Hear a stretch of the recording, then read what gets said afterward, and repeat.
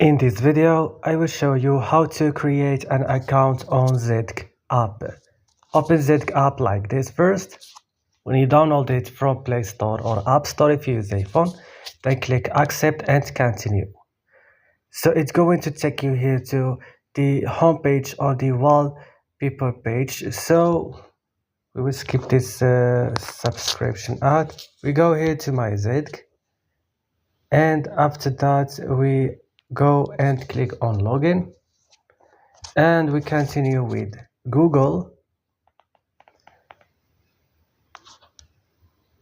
So we choose here one of our Google account, for example this one for me, and click continue. And after right now it's signing in, and right now choose your birthday, maybe 20, and click agree and click finish registration and click here.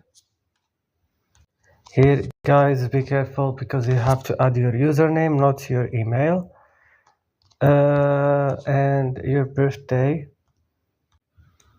And right now click finish registration, and that's it guys, you have an account on Zedge. That's all. Don't forget to like and subscribe, and bye.